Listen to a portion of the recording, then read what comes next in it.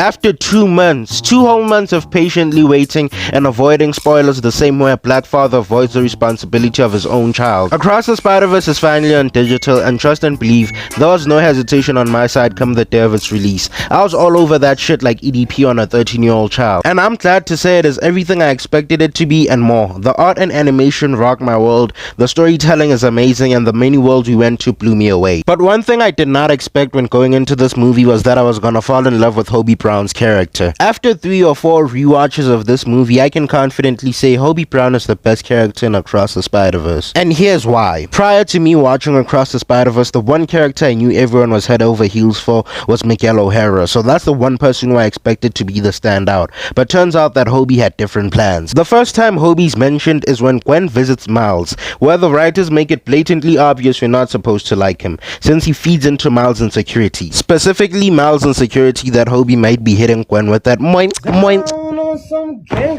You're the only friend I've ever really made after Peter died.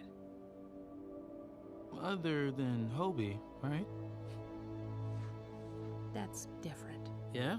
How's that? How's it different? Well, let me clarify it for you, bro. He is smashing her. You might as well call this nigga Hobie the Builder, taking into consideration how he's laying pipe on Gwen. The second time he's mentioned is when we head into Earth 50101, Mumbattan, home of another Spider-Man variant I did not expect to like as much as I did, Pavitra Prabhakar. Pav then mentions him, and it seems like the writers are really trying to rub in the idea that Hobie might be breaking Gwen's back. Hey, does he know about Hobie? What should I know about Hobie? Oh, looks like he did not know.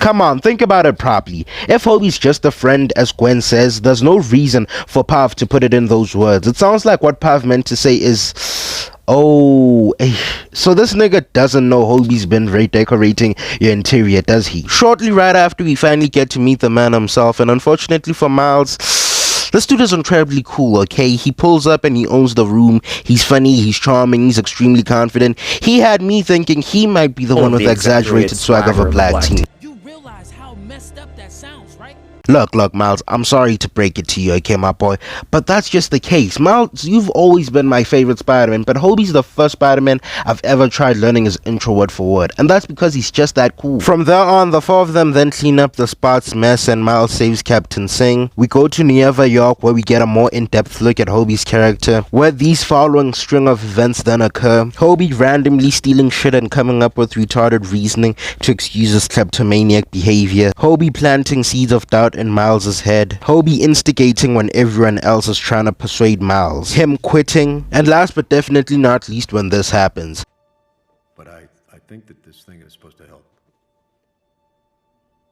The guy who left it was a real piece of work.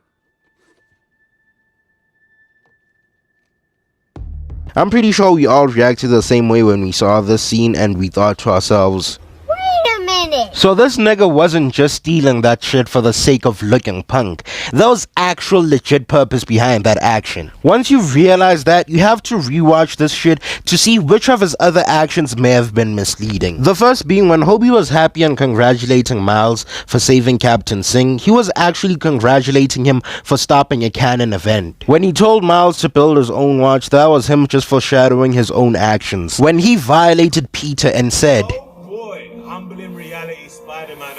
he wasn't actually violating, he was just...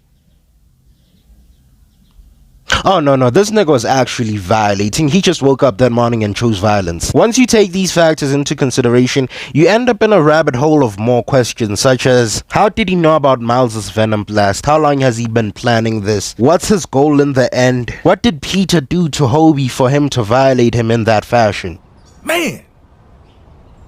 What did he do to make them niggas that mad? In conclusion, that's why Hobie's the best character in Across the Spider-Verse. He was in this movie for less than 10 minutes, and he's the only reason I want to see Beyond the Spider-Verse. I don't give a fuck about Miles or his father. Hobie owns this franchise now. Hey! This motherfucker got them big keys!